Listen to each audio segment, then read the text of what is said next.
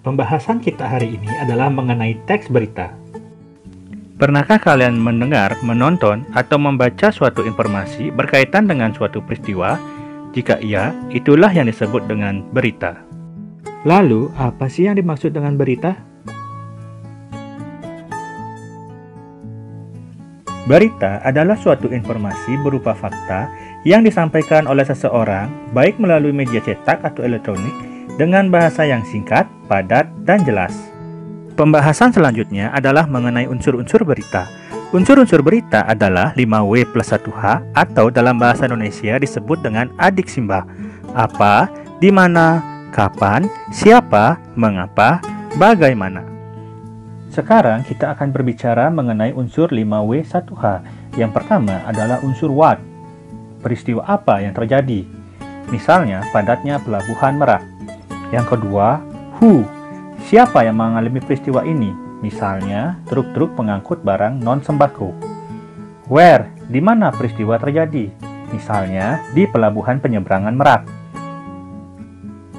When, kapan peristiwa itu terjadi? 10 hari menjelang Lebaran.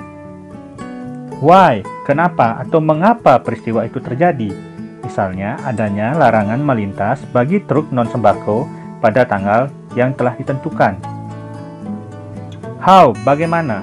Bagaimana proses terjadinya peristiwa? Proses tersebut menyebabkan antrean truk di pintu masuk kapal. Selanjutnya, kita akan membahas mengenai struktur dan unsur kebahasaan teks berita.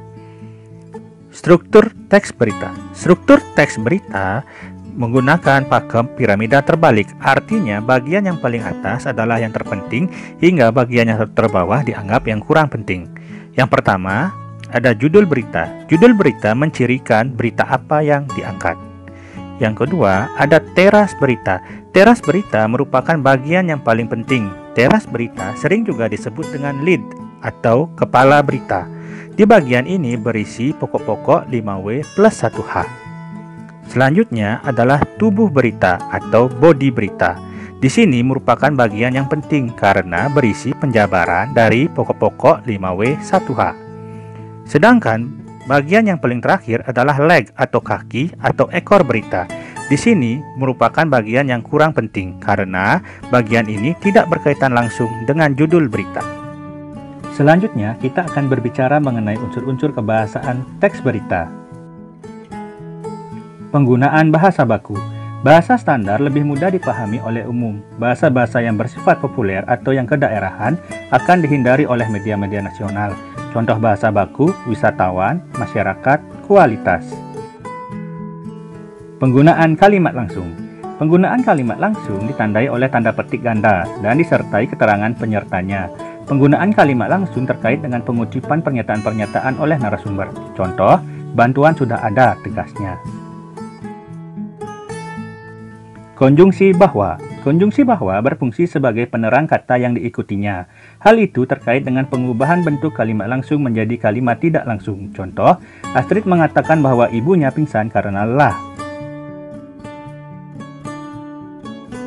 Kata kerja mental. Kata kerja mental berkaitan dengan kegiatan dari hasil pemikiran. Kata-kata yang dimaksud antara lain memikirkan, membayangkan, berasumsi, berkesimpulan.